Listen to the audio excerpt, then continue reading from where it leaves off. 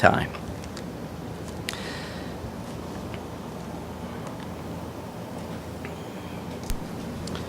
It's hard to beat the story of Esther. There's nothing that's quite its equal in Scripture. Incredible piece of writing, incredible event that shows God's sovereign hand through all things. So we've just come through Nehemiah and Ezra and Nehemiah rather. And as far as the timeline is concerned, this book of Esther fits right between the two.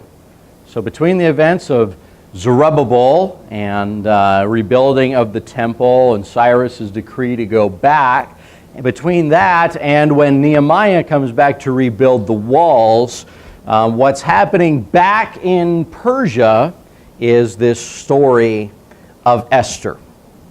So the book of Esther, going to, of course, start the story at the very beginning, but why don't we start in chapter 2 just to read a little bit here tonight.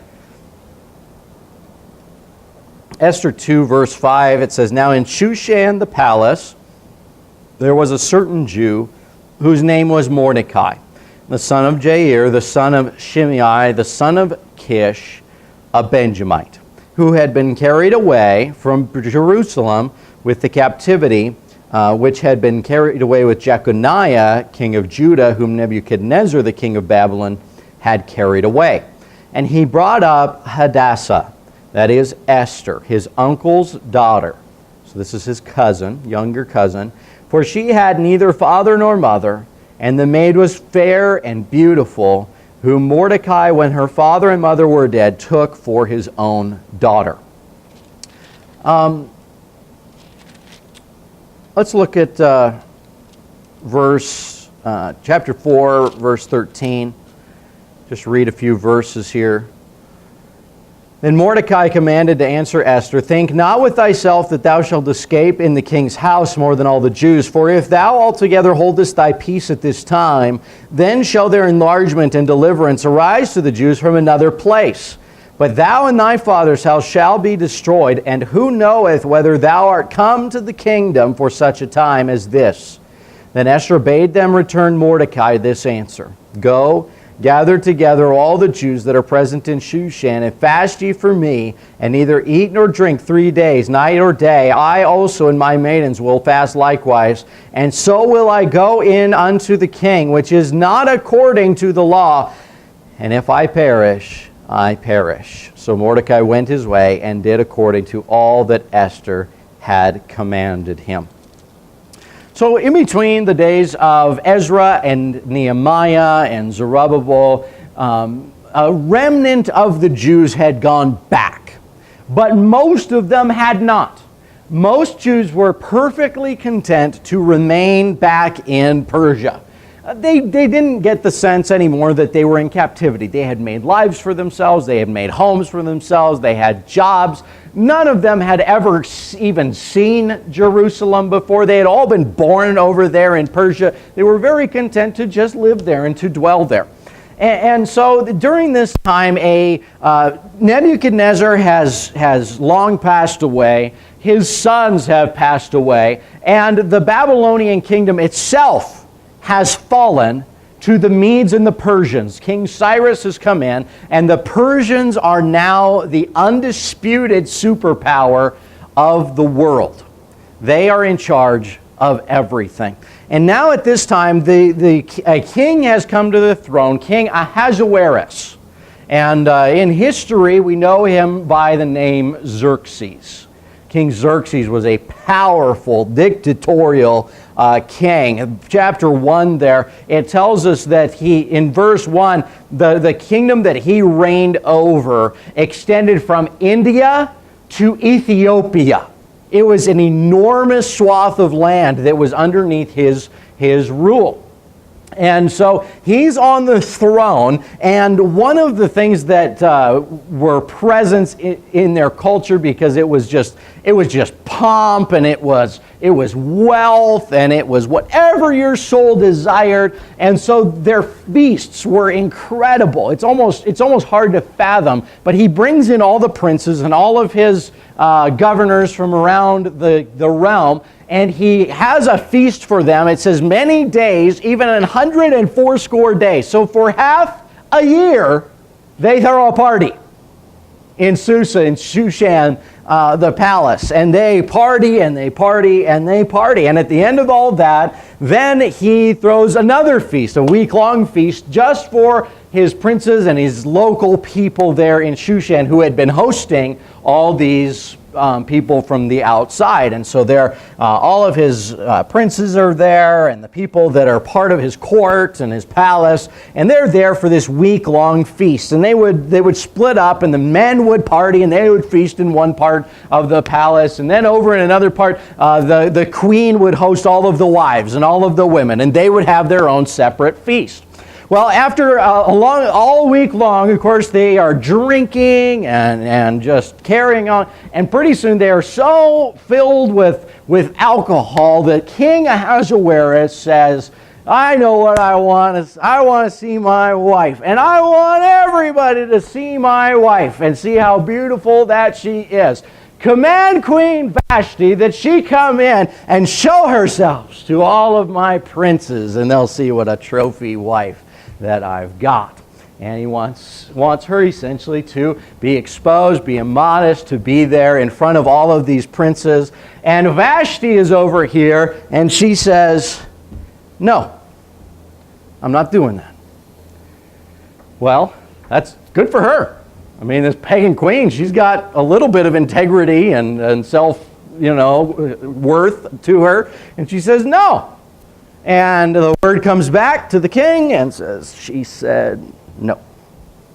Nobody says no to King Ahasuerus. He's just at a loss for words. What do you mean she said no? What am I supposed to do? And they all get to talking, and they're like, King, you can't just let this go. Because if all of our wives hear that your wife doesn't listen to you, none of them are going to listen to us.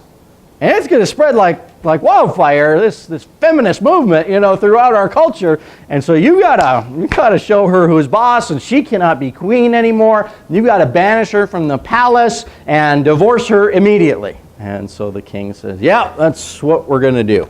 And so Queen Vashti, is deposed from being queen. Her crown is taken from her. And then he goes and he tries to invade Greece. It's not in here, but in history, about the same time, that's what the whole party was for. This whole gathering was plotting to take Greece. It didn't work out. Matter of fact, it made the Greeks very angry. And one day Alexander the Great is going to come and wipe out the Persians because of this attack. But he goes and he comes back from war, and he's angry, and he's hot under the collar, and he wants the comfort of his wife, but he has no queen. He has no wife. And so they say, well, we got to fix this. I know what we'll do. Let's hold a contest. Okay, we're going to go through the whole land, and we are going to round up the prettiest girls, and we're going to hold this contest, and you get to pick whichever one pleases you best. And so they start rounding up all the girls. And there happened to be one Jewish girl named Hadassah, or Esther in Persian. And she was a very beautiful, very fair young girl. And I say young girl, teenage girl, no doubt, but fair and beautiful. And her cousin Mordecai has been looking out for her. She's an orphan girl. And so the king's command comes. We're in chapter 2, verse 8. It says, so it came to pass when the king's commandment and his decree was heard, and when many maidens were gathered together unto Shushan the palace to the custody of Hegai, that Esther was brought also unto the king's house to the custody of Hegai, keeper of the women. And no doubt she didn't have any choice in the matter. It's not like she signed up like, hey, I want to do this, volunteer me. No, there was no choice. They had certain criteria. Here's what the king's looking for. Here's what he finds attractive. Go find them. And they brought them, whether they were willing or not. But right away, the Lord is working and he is guiding here. And it says in verse 9, and the maiden pleased him, not the king yet, but just the one who is over the custody of the women, Haggai. She pleased him, and she obtained kindness of him, and he speedily gave her the things for purification, with such things as belonged to her, and 7 maidens, which were meet to be given her out of the king's house. And he preferred her and her maids unto the best place of the house of the women. So it's kind of like this idea of Daniel and his friends, right? They are taken into captivity, and God just has his hand of blessing upon them and gives them favor with those who are in authority over them. And she kind of becomes his favorite. And he's just looking out for her, and he wants to take care of her. No doubt just a sweet girl, sweet spirit about her. And she has favor with this Haggai, and he gives her whatever she needs. But she did not tell anybody that she was a Jew. It's just one of those things that Mordecai told her before she went. Look, it'd probably be best if we just kept that between us. Nobody needs to know. It's in nobody's interest. It's none of their business that you are a Jew. You just do what's right, and it'll be fine. And look at verse 11. And Mordecai walked every day before the court of the women's house to know how Esther did and what should become of her. So Mordecai works at the palace. He's not some upper level influential guy. He's working in the king's gates, okay? So maybe he's tending to horses. Maybe he's a maintenance guy. I mean, we're talking about he's just a mid-level bureaucrat, you know, who's working in an office essentially, but he's close enough to keep tabs on Esther. He doesn't get to see her all the time, but he goes by every day to hear if there's word from Esther and maybe to pass along a hello or a message or whatever that he can do. And so during that period of time, for a whole year, all these women go through basically a spa beautification process, all right? They're treating their faces and getting moisturized and going through mud baths and cucumbers and the whole works. You know, they're getting all kinds of the best treatment. And for a whole year long, the prettiest girls in the kingdom are getting even prettier. And they're figuring out how to make themselves up and trying different hairstyles. You know, you can imagine all the stuff that's going into it. So for a whole year, they don't even come before the king. And then, by course, essentially every one, I don't know exactly how many there were, but every one of these young ladies marries the king. Okay, this is what kings did back then. They had, think about Solomon, 300 princesses, 700 wives, whatever. And so every one of them becomes a concubine of the king and marries the king. And they go in and they spend one night with the king. And that is their shot. They get to bring in whatever they want, any outfit that they want, any kind of gift that they want to present to the king. This is their one chance, their audition before the king to figure out if he will choose her to be the queen. And so, everybody brings something. Everybody brings something. And then Esther, it came to be her turn. Her turn came, and verse 15. Now when the turn of Esther, the daughter of Abihail, the uncle of Mordecai, who had taken her for his daughter, was come to go in unto the king, she required nothing but what Haggai, the king's chamberlain, the keeper of the women, appointed. And Esther obtained favor in the sight of all of them that looked upon her. She just said, I don't need anything fancy. I don't need anything special. Just whatever's here. She's just a natural beauty, and she's just a simple young lady. She doesn't try to make herself up into something she's not. She just says, you know what, I just am who I am, and I'm going to go in there and see how this goes.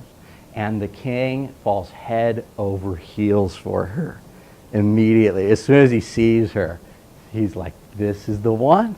This is going to be my queen.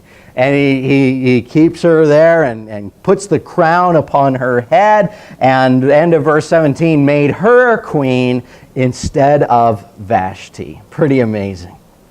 And so the things go on and time goes on.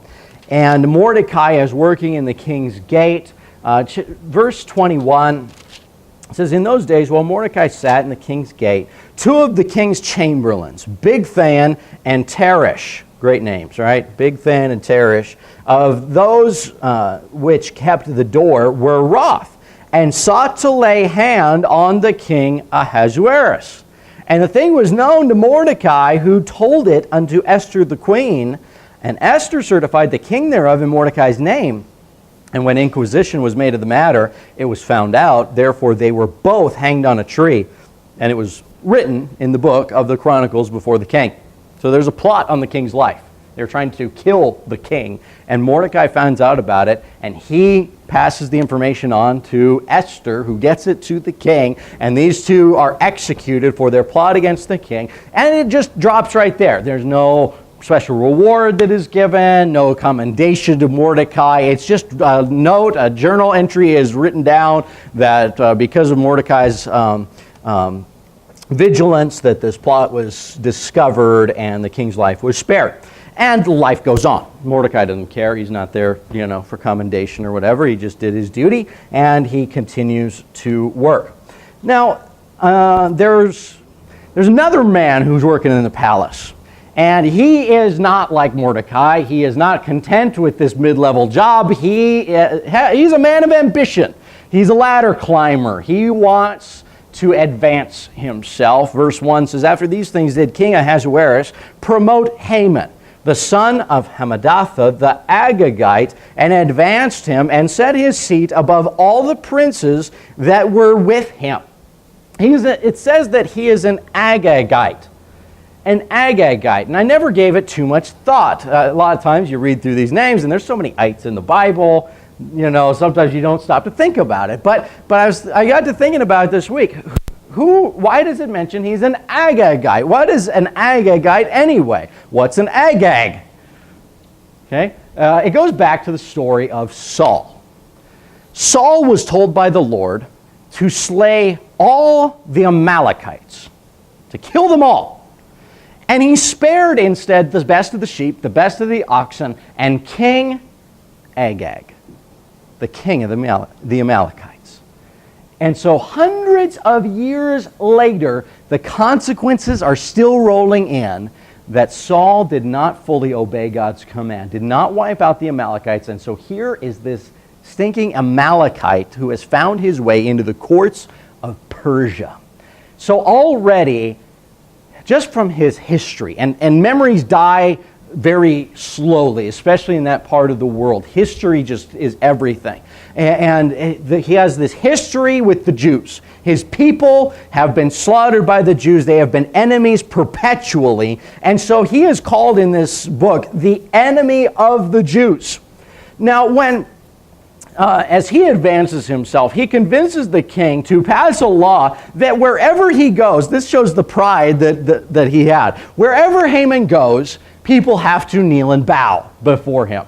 How about we pass this law? Wherever I go, let's just make everybody bow down, just to show that I'm kind of your surrogate. I'm underneath the king. And the king says, okay, let's do it. And so everywhere he goes, he's just soaking it in. I'm the king's favorite. I love it. People are bowing. It's as wonderful. Life is good. But over here is this guy, and he just never bows. Maybe he thought it was a mistake at first. Let's go remind him of the law, shall we? Let's just pause here, go remind him what the law says. And Mordecai just stares him down. He's not going to bow. He knows that he's an Agagite. He knows this is not the king. And as a Jew, I bow to my God and my king. And that's it. And the word gets back, this guy says he's not going to bow. And it's because he's a Jew. And Haman just starts to lose it. He gets so angry. He wants Mordecai dead. But it's not enough just for Mordecai to be killed. He says, if this is indeed because he is a Jew, I want them all dead. So he goes to the king. And he says, King, there's a group of people in the land, and they're treasonous. They do not obey the laws. In our day and time, he'd probably call them terrorists. They're domestic terrorists, and they need to be dealt with. They're a danger to our country.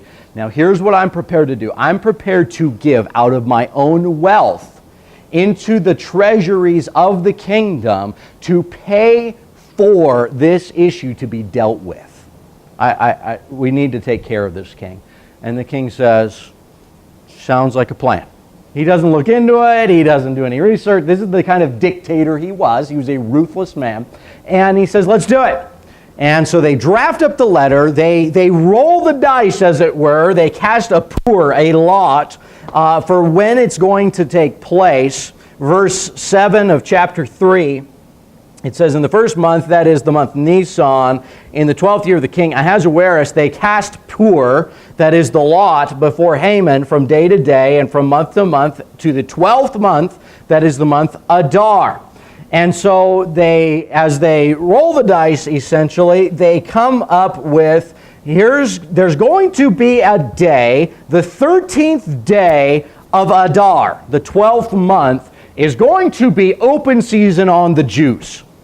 And they send this out, that if you know a Jew and you want to hunt down that Jew, you can kill him legally with no consequences, and you get to keep everything that was his for yourself.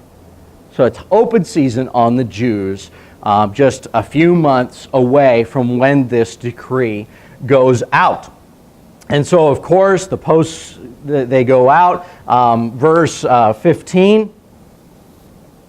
Verse 15, it says, the post went out, being hastened by the king's commandment, and the decree was given in Shushan the palace, and the king and Haman sat down to drink. So they're going to celebrate their great idea here. But the city Shushan was perplexed. Can you imagine a law like that coming out? That there's some certain people group, and you can go kill them if you want on this certain day, and it's just free game. I mean, they were perplexed. People are going, what in the world? What kind of law is this? What is happening up there in the palace? What are these guys even thinking? And so, of course, Mordecai is just terrified with this. He's grieving about this. Verse 1 says, when Mordecai perceived all that was done, Mordecai rent his clothes and put on sackcloth with ashes and went out into the midst of the city and cried with a loud and bitter cry and came even before the king's gate. For none might enter into the king's gate clothed with sackcloth. So he's not in the palace, but he's right in the king's gate, and you're not supposed to be there, but he's there anyway, and he's mourning, he's in sackcloth, he's wailing, making this big scene. And the word gets back to Esther. There's this guy outside, and he's all covered in ashes, and he's wailing and making a scene, and it's your cousin Mordecai. And she says, what? I don't know, maybe he snapped, whatever. Anyway, it gets back to Esther. She doesn't know about the law yet. It's gone all throughout the kingdom, but she, living in the palace, doesn't even know that this decree has been sent out.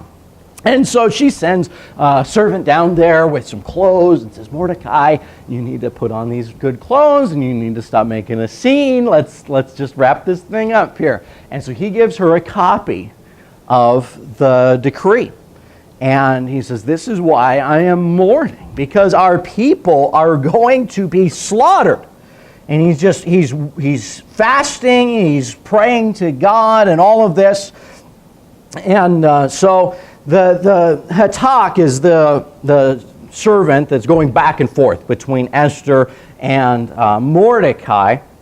And so Mordecai tells all about that, gives the copy of it that's going there. And so he basically tells Esther, you know what you need to do? You need to get with the king, and you need to get him to change this law. You're the queen. You got his ear. You go get him to change the law. And she says, it doesn't work that way, Mordecai. I can't just go in there and talk to the king. We don't have that kind of relationship, okay? In fact, there's a law that if you walk into the throne room, the court, without having an invitation, that it's just an automatic death penalty. And that breach of etiquette, he doesn't have to do anything, and the guards will just take you away and dispatch you. The only chance a person has is if he extends out that golden scepter. And I'm not all that convinced he would extend the scepter to me, because it's been a month and he hasn't called me. I haven't talked to the king in a month, her own husband. He hasn't wanted to see me. Maybe he's cooled off towards me. Maybe he's not excited about me anymore. The point is, if I just go barging in there, I don't know what's going to happen. I could die. You really want me to die, Mordecai? You really want me to go through with this? And that's where we come to verse 13, which we read earlier. It says, Then Mordecai commanded to answer Esther, Think not with thyself that thou shalt escape in the king's house more than all the Jews. For if thou altogether holdest thy peace at this time, then shall their enlargement and deliverance arise to the Jews from another place. So he's got faith in God that the Jews are not going to be wiped out. He says, you can either be that hand of help here that God uses, or God will deliver from somewhere else. But thou and thy father's house shall be destroyed. And who knoweth whether thou art come to the kingdom for such a time as this? You know, Esther, we didn't understand it when all this was happening, and the old queen was kicked out, and they rounded you up, and they took you away, and the tears that we shed, and I've grieved over that, and wondered, why, God? Why would you take her from me? Why would you allow her to go be in the possession of that man up there, that dictator, that pagan? Maybe this is why. Maybe. This is why you're supposed to be there, Esther. And so Esther gets the message. It clicks. And she says, okay, I want you to pray. The word there is fast. I want you to be serious about it and fast, and I will fast. And get everybody you know, all the Jews, to fast for 3 days. And I'm going to go into the king, which is not according to the law. And she says, and if I perish, I perish. I guess I've got nothing to lose. I'm going to try it. And so Mordecai goes and begins to fast and spread the word that she's going to approach the king. Chapter 5, Esther decides, okay, it's time. She gets all fixed up. She dresses up nice. She gets fixed up nice. Pretty smart gal, you know. She just wants to look beautiful for her king. And she has that request in mind. And so she slowly, carefully, timidly, no doubt, approaches the throne room. And she steps in. And the king spots her at the other end of the courtroom. And no doubt she's wondering, what's he going to do? And he takes his scepter and he holds it out, which means, come here. Come sit. And so she comes and she touches the scepter, and he has accepted her. She has favor with him. He's going to pass on the breach of etiquette, you know, and allow her to come in and to sit. And he's reminded just again of her beauty, and God's given her such favor, you know, with him. And so he says, verse 3 of chapter 5, Then the king said unto her, What wilt thou, Queen Esther? What is thy request? It shall be given even given thee to the half of the kingdom. And that's just saying, whatever you want, Esther, I will give it to you. And either she doesn't muster up the courage right at that moment or whatever, and she goes, here's what I want. I want to throw you a dinner party tomorrow.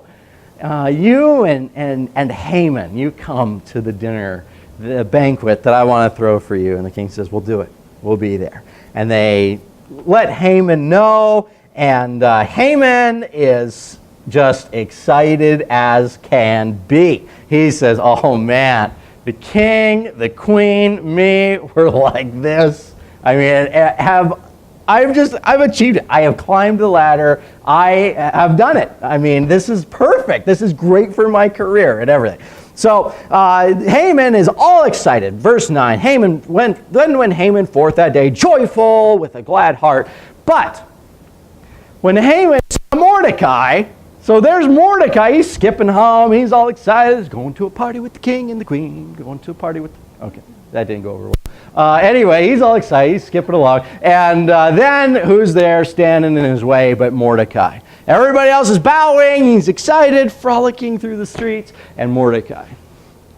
Maybe he's even down in the dust, and as Haman comes, he stands up. Because he doesn't want him to think that he's bowed down. And Haman, he just starts to seethe again. This is ridiculous. And so he goes to the party that night, and everything goes well. And the king says, "Okay, we're here. What do you want, Esther? To the half of my kingdom."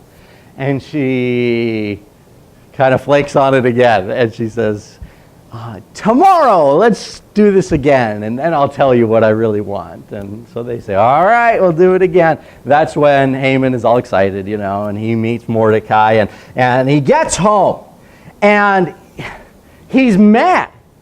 And his wife is essentially saying, "So I guess it didn't go so well? The dinner party didn't go so well?" And he goes, "No, it went great. It was awesome. Me and the king and the queen were all there together." "Well, you don't seem very happy about it." "I'm happy about it." "Well, I'm not happy. Because Mordecai, this guy, he ruins everything for me. I can't wait. I just can't wait that long until Jew extermination day. I just can't do it." And so they say, "Well, just end him. Finish him off. Kill the guy. And you know what? Let's make a scene of it. Make a gallows 75 feet tall in the garden." Always a nice yard ornament, And we're going to make this beautiful gallows, and tomorrow, before the next feast, so you can just enjoy your meal, we'll hang him. Great family, right? Great people here. And Haman's like, "This is perfect. This is great." And he just can't even hardly sleep because he's so excited. He can't wait for the first break of dawn so he can go and ask the king if he can destroy Mordecai. And while he can't sleep, the king can't sleep. King is tossing and turning that night and having a hard time sleeping. And so he calls for someone to come in and start reading to him basically the minutes, the chronicles of the business that has been going on lately. Not very exciting reading. Probably he hopes he'll just drift off, during the reading of the chronicles. And as they're reading and they're going through the minutes, this happened, and then so-and-so moved that they did this, and then that happened, and that motion was passed, and, going through the minutes. And then it says, and Mordecai uncovered a plot to assassinate the king, and it was foiled. And he sits up in bed and says, "What? Mordecai? Assassination? When did all this happen?" And so they explain, what the record shows. And he says, "Well, what did we do for the guy?" "Nothing. We didn't do anything. We just made a note of it." He goes, "Are you kidding me? This guy saved my life. We need to honor him. We need to do something to honor the man who saved me." And so he's like, "What are we going to do? How do we honor this man? Do we give him money? Or, do I promote him? What am I going to do?" And just then there's like a knock. And he says, "Well, who's outside?" It's already early morning. And guess who's there? Haman. He's excited. He wants the first available appointment with the king, And so he comes in, and before he can say, he's on the tip of his tongue, but before he can say anything, the king says to him, "Haman, I got a question for you. I need some advice." "Sure." "There's this guy. I really like him. I want to do something special. I want to honor him in some special way. If you were the guy, what would you like?" And of course, Haman, as narcissistic as he was and arrogant as he was, what's he assuming? The king wants to honor me. He wants, a dream come true, And so here's what I would do. I would get your royal robe and the crown. Have one of your highest level princes put it upon him. Set him on your horse, the kingly horse, and have the prince parade him through the city, declaring, this is what the king does to him whom he desireth to honor. And all throughout the day, it'll be that person's special holiday. And the king says, let's do it. I love that idea. And maybe Haman's getting ready to say, now about my point, I wanted to ask, Haman, I want you to go and find Mordecai the Jew and do everything that you just told me that we should do for the one I want to honor. And so now Mordecai, he can't ask, can I kill Mordecai the Jew? Or Haman can't say, I want to kill Mordecai the Jew. And so he has to go, and he has to go pull Mordecai up out of the ashes. Say, here, put this on. Put on the crown, get up. And he has to parade him through the city, declaring that he is the one whom the king wants to honor. Amazing. Incredible twist to this whole plot. And what are the odds, you know? What are the odds that on the same night that Haman wants to kill Mordecai, that the king can't sleep and this one event comes to life? What are the odds? What a coincidence. And now he gets back home, and he's sad as can be, of course. And let's see, where are we at? Verse 6, or chapter 6, verse 13. It says, and Haman told Zeresh his wife and all his friends everything that had befallen him. Then his wise men and Zeresh his wife unto him, if Mordecai be of the seed of the Jews, before whom thou hast begun to fall, thou shalt not prevail against him, but shall surely fall before him. Very encouraging, right? Well, that wasn't a very good idea, Haman. I think that you're going to regret that. Well, you told me to do it. Well, you're going to regret that. And so the king and Haman came to banquet with Esther the queen. Second night, second banquet. Haman picks himself up, goes to the banquet, has no idea what is coming, of course. And so they feast for a while, and the king says, okay, and Esther, enough. We've had a great time here. Thank you for your hospitality. I want to know your request. What is it that you want?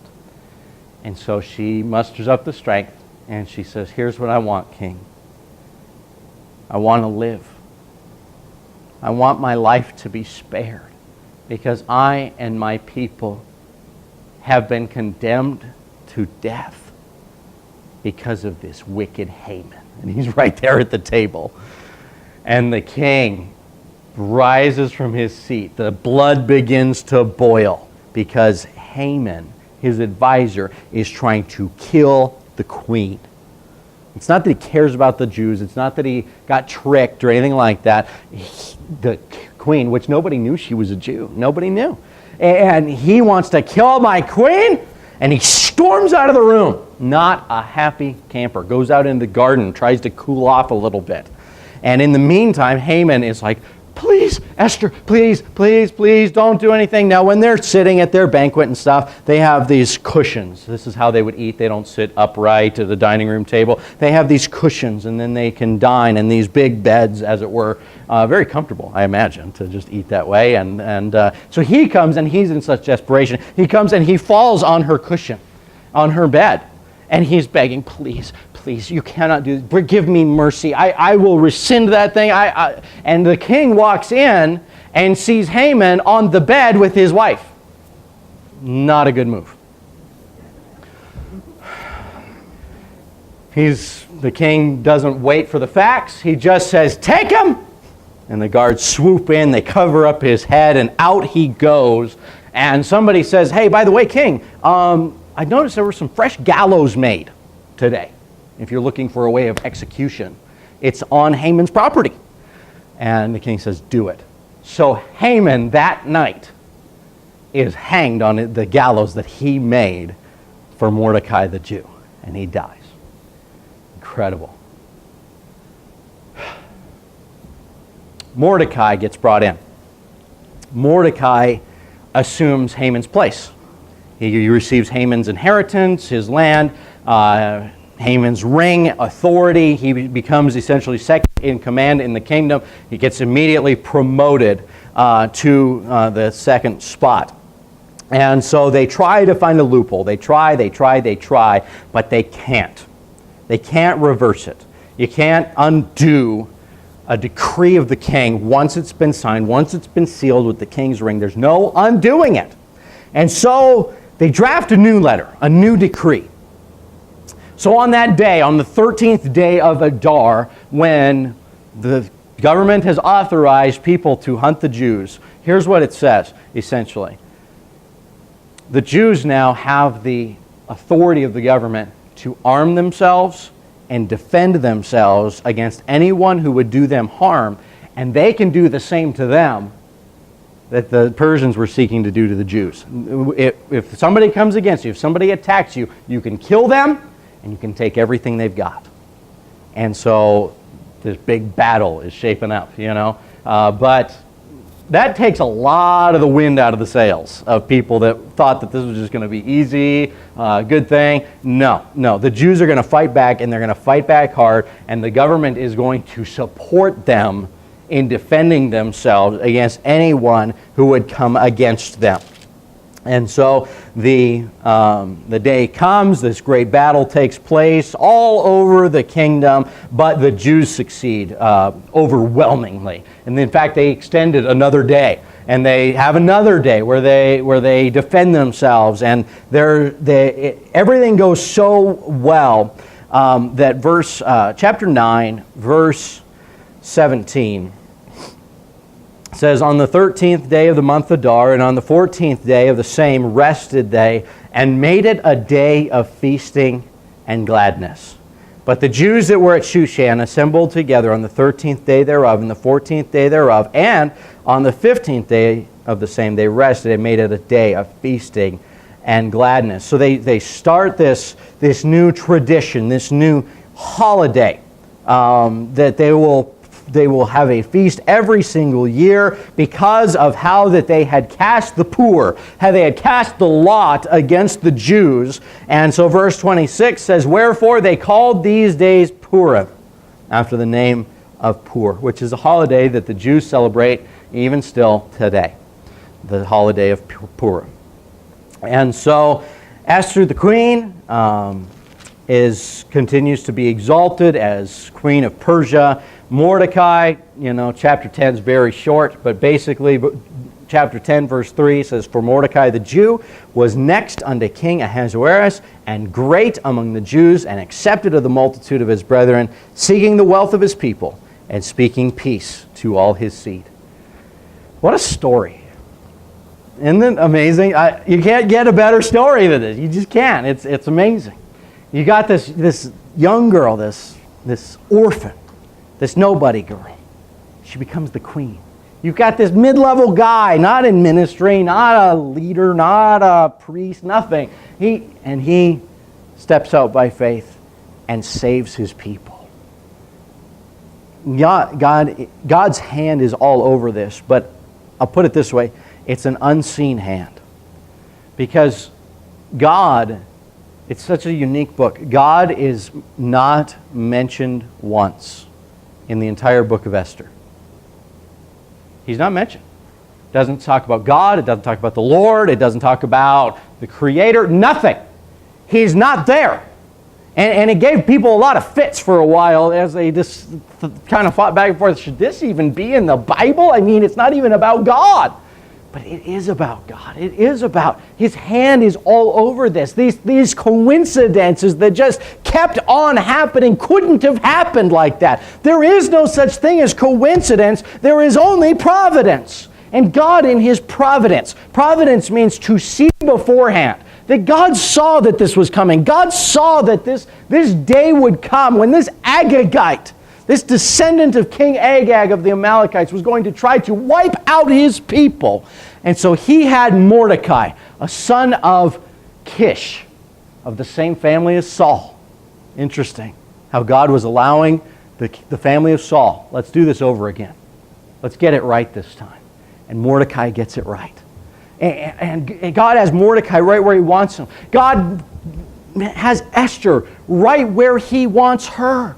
Maybe she didn't even live in that vicinity until her parents died. And no doubt she wondered, why did God allow my parents to die? Now I'm here in the palace and I'm in this strange place and I'm with my cousin. I don't want to be here. And yet God is working and He's moving and He's shifting people where He wants them to be. And you just can't begin to comprehend what He knows and what He sees and His sovereignty over all the affairs of mankind. And He wants to fulfill His promises to His people. And so to make sure that they don't get wiped out, He brings this person in here and this person in here and this person here, allows this tragedy to take place, allows this misunderstanding, allows this to happen, and gets people exactly where He wants them to be. Let me read you a quote by J. Sidlow Baxter. He says, above all, we are meant to see in the natural outworking of events how, without violating human free will and without interrupting the ordinary ongoing of human affairs, a hidden power unsuspectingly but infallibly controls all things.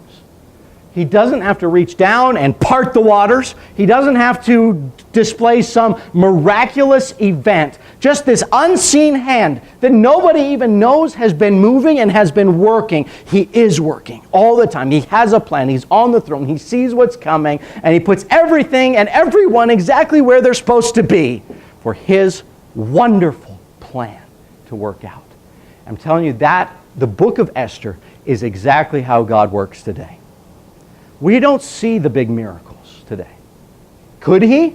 Of course He could. Of course, He's still just as powerful. But God doesn't want us to rely on sight to believe Him. He doesn't want us to have these big, miraculous events to know that He is in control. He's in control when we don't see Him working at all.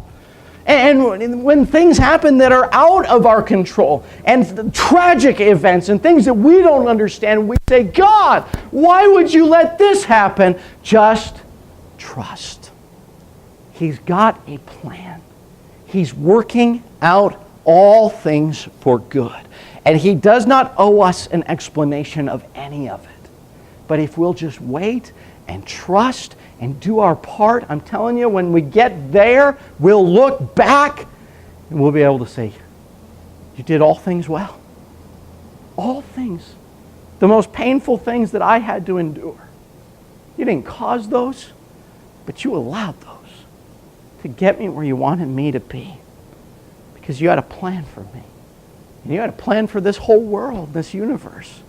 And that's the kind of God that we serve. It's not a God that's moving us around like little chess pieces and we have no say in the matter. No, He never violates our human will. That's how great He is. That we still make choices. We still do what we are going to do and what we want to do. And yet He places us right where we're supposed to be. And His will is amazing. It's incredible. What are the odds? It's impossible. Have you ever had stuff like that happen in your life? You say, what are the odds of that happening? God, the unseen hand is moving in your life. He's working. When you don't see God, He still sees you. He still knows what you're going through. He knows what's happening in your life. And no matter what it is, we have to come back to this trust and this firm reliance that He is on the throne, and He knows what's going on, and it will all work out according to His plan. That is the wonderful, majestic, sovereign, providential God that we serve. Isn't that wonderful? What a faith builder. That I don't have to carry the weight of the world on my shoulders. I don't have to carry the weight of my own life upon my shoulders. When life is out of my control, it's okay. It's still in His control. Let's pray. Father, thank you. Thank you for this.